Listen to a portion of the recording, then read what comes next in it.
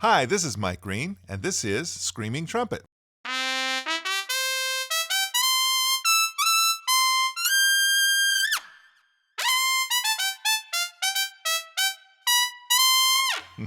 You're not going to get that sound from other libraries.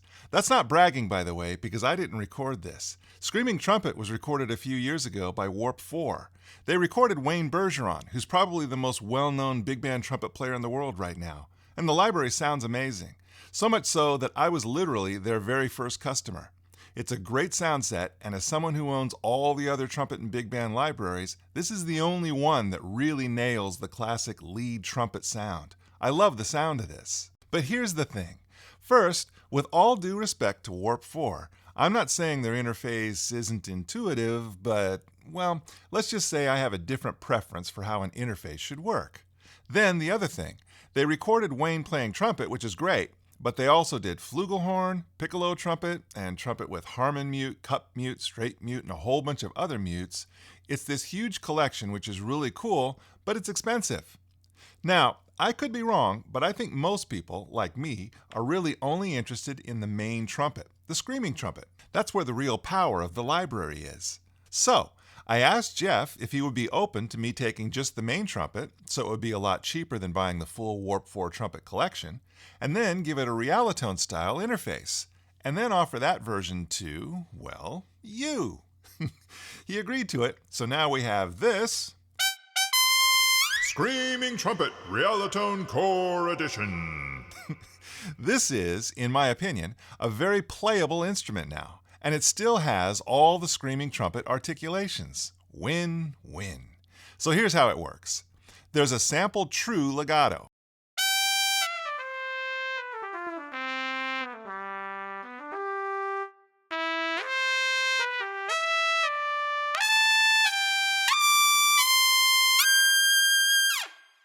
There's also a scripted legato, which can be useful if you want a smoother legato that plays very consistently, where the quirks that realism presents are not necessarily what you want.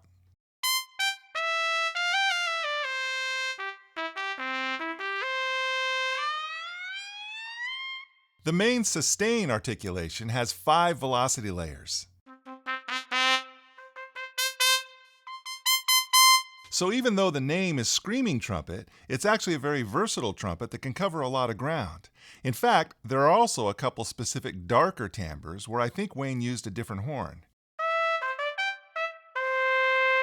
Now, you'll see this keyboard here. This is where all the key switches are, and they correspond to the keys on your keyboard. You'll notice there are 3 different colored lights here, yellow, green, and red. Those differentiate the different types of key switches. The yellow key switches are the basic sustain articulations and also the swells, as well as flutter swells. We've been playing mostly with the straight sustain, but we've also loaded a flutter tongue, flutter valve,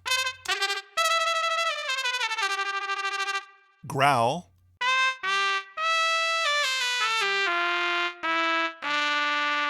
and staccato. Then we have the green key switches. These are start key switches, which means they're articulations that would start a phrase, like this scoop up. Now, you're probably not really going to want it to scoop up on every note. You'll just want to scoop up on the first note. So here's what we did. Once you let go of this green key switch, it automatically reverts back to our last selected yellow key switch, in this case, staccato. Notice that it plays the scoop articulation only while I'm holding the green key.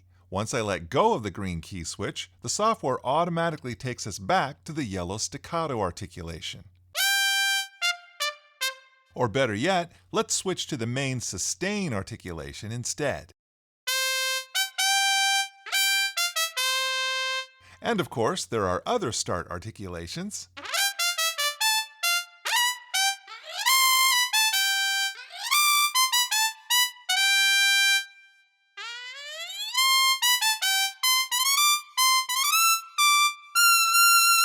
This grace note articulation is particularly useful, by the way. Not just for when a grace note is written into a score, but with trumpet players, they accidentally do grace notes all the time. Like suppose a trumpet player is playing high notes. If it's a real player, he's going to chiff at least one of those notes. That's just the way it is. In fact, I was scoring a show once where for this one scene, they wanted me to recreate the theme song from SWAT, which was this old cop show from the 70s. I brought in a real horn section, and they played the high stabs, but they didn't sound quite right. And the reason was, the high trumpet player on the original song never played the high note perfectly. He clammed it every time, usually sliding into it, sounding like a grace note. That's really common because more than any other instrument, trumpet is tough to play high notes perfectly. So if you want your brass charts to sound more realistic, put in these imperfections. So anyway, that's the green start keys, and that takes us to the red release keys. Pretty simple. Whenever you hit a red key, it will automatically end whatever note you're playing using the release articulation.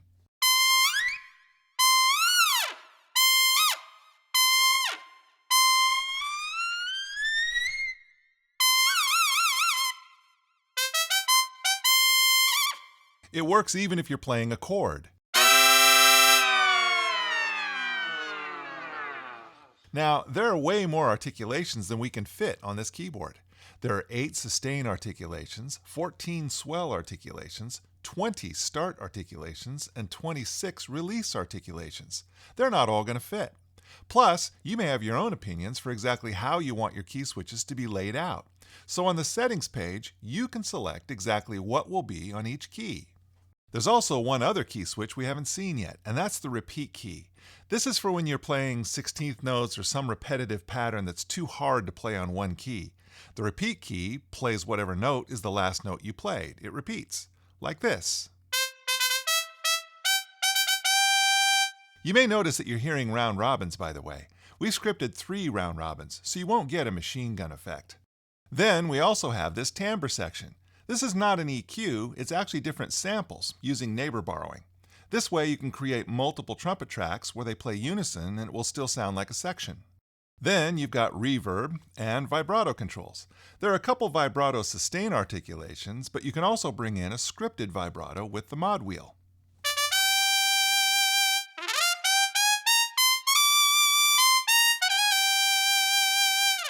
So there you have it. If you're like me and you love lead trumpet, then get yourself on down to realitone.com and pick up a copy of Screaming Trumpet. Thanks for watching.